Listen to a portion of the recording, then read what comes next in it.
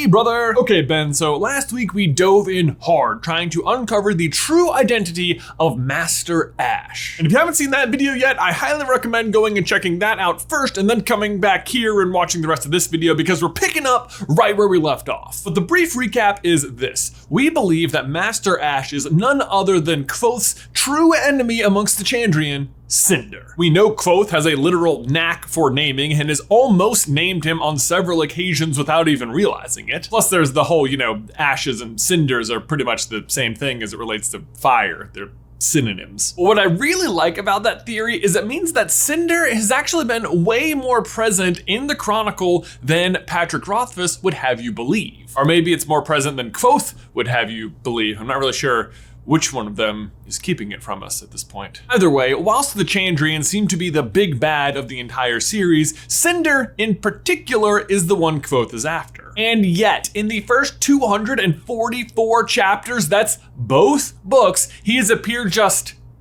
twice. Although I guess to be fair, chapter 92 of the Wise Man's Feared is like half a page, so 243 chapters! But to be double fair, the Kvothe does count this as very lucky, a twice in a lifetime opportunity. What does the Kvothe even know, am I right?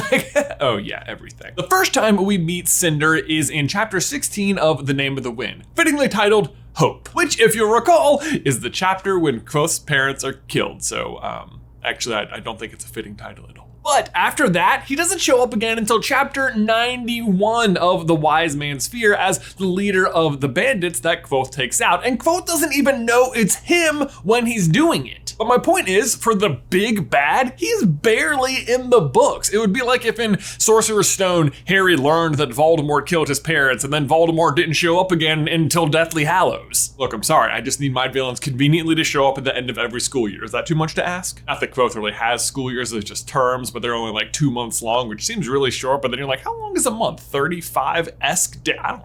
Span. A span is 11 days. I know that one. They don't really spell it out for you though for quite some time, and I feel like that should have been really just entry-level information. Okay, I've gotten off track. Here's the thing though. I actually think Cinder is in the story way more than you think. Just not as himself. As you already know, we think he's Master Ash, meaning he's already pretty present and sequestering away Denna and even beating her, just totally messing with Kvothe. But to what end is he messing with Kvothe? That's really the question. I mean, he very nearly kills him the first time they meet if the Chandrian hadn't been scared away by someone, but that's a video for another day. But if he is Master Ash and he does want to kill Kvothe, it seems like it would be easy enough, and it seems like that would be his mission. I mean, the Chandrian are dead set on erasing any mention of them from the world, and Kvothe saw them with his own green eyes and spoke to them. So why isn't Cinder killing Kvothe? Well, I think the answer lies all the way across the four corners in Mayor Alvaron's court, sitting across the tack board from Kvothe, playing a beautiful game.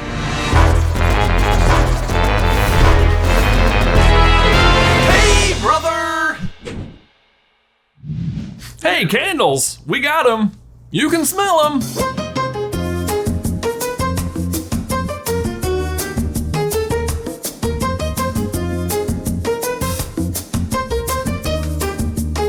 Okay, so like any idea we can pull from The Name of the Wind, it is hard to know where to begin. So let's just spell it out. In case you didn't catch my super sly reference there at the end of the intro, we think that Kvothe's one true friend in the mayor's court, Bredon, is actually Cinder. Wait, didn't you say he was Master Ash? Yes, Cinder is Master Ash, is Bredon. It's all the same guy. If you need a bit of a recap on Bredon, he is fittingly a bit of a mystery, but he's also the only one in the mayor's court who is able to get through Kvothe's defenses. Kvothe has traveled across the world to come do some job for the mayor. He doesn't even know what it is. But once he is in the mayor's estate and is seen wandering around the court with the mayor, more and more people start wondering, who is this guy? And most of these folks are just exactly what you'd expect from such high society. Gossips. Everybody knows Kvothe is in town, he's spending time with the mayor, but nobody knows why. And that's a pretty ripe story. On top of that, Kvothe himself is very aware that he is about as low on the totem pole status-wise as one can be. But he also values and knows that respecting the mayor's secrecy is vital to securing this unknown job with him. And this job is huge for Kvothe because if he succeeds in it, he is thinking the mayor could potentially become his patron. And not just a patron, but a patron who is higher in the social pecking order than the Jackas family, meaning even Ambrose couldn't pull rank on it. And from the sounds of it, the mayor was just a technicality away from sitting on the throne himself, and either way is still rich as the king of Ventus. But I bring all this up to point out one key thing. The stakes are very, very high for Kvothe, and no one is more aware of it than him. He cannot afford to let secrets slip, to let people know where he came from or why he is there. He has to be extremely careful about showing any of his cards. But Bredon becomes the exception. Bredon provides two things to Kvothe that he desperately needs: information and entertainment. But first, he is just immediately mysterious. He shows up to Kvothe's room unannounced and uninvited and completely ignoring the entire ring sending system that is so custom to all of the nobles. And let's just start with his physical description. It might sound clunky at first, but I promise you it cleans up very well. Bredon was older, not elderly by any means, but what I consider grandfather old. His colors weren't colors at all, merely ash gray and dark charcoal. His hair and beard were pure white and all cut to the same length, making a frame for his face. Following that, we also learn his eyes are brown, and they're referred to as brown for the first two times you hear Kvothe describe them, but after that are always just described as dark. He clicked down a stone, his dark eyes crinkling with amusement. Bredon's dark eyes peered at me. Who would dare insult such a man with an iron ring?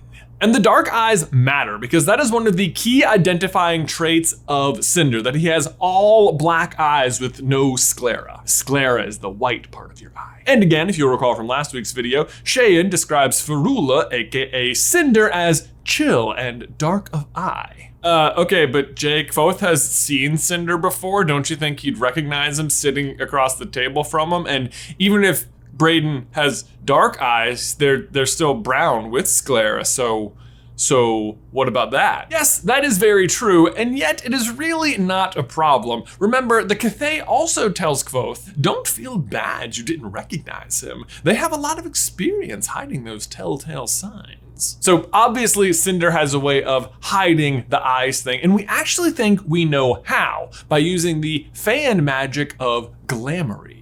Glamory is a type of fan magic which is the art of making something seem, which is distinct from gramarye, which is the craft of making something be. So gramarye, for example, is what Florian does to make Kvothe's shade. Glamory, on the other hand, is what Bast is using to conceal the fact that he has hooves in the mortal realm. And if you're scratching your head here like, I don't remember any of this, I don't blame you. It's only mentioned extremely briefly in the two books and only gets really described in detail in The Lightning Tree. But in a nutshell, it's just illusion magic with limits. Bast, for example, can make himself look like a human, but can't seem to turn off his overall elegance or grace. So when it comes to looking like Bredon, Cinder is able to conceal himself enough to look like a regular human, but he can't turn off the dark eyes or the white hair. Not only that, but did you catch that his colors are ash gray and charcoal? So first of all, Ash, like Master Ash, who also has white hair, BTW,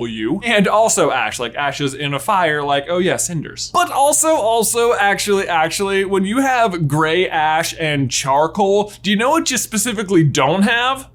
Fire. It means you recently had fire, but now you're cold.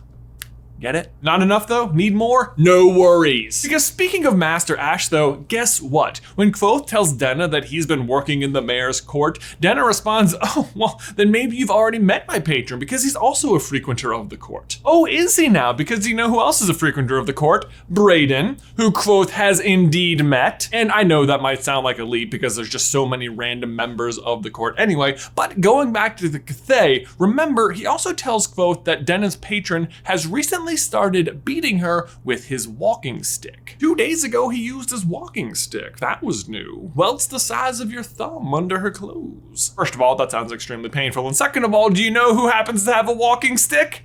Bredon. And not just a walking stick, mind you, a fancy walking stick. It says it is a polished silver handle wrought in the shape of a snarling wolf's head. Yeah, that doesn't sound threatening at all.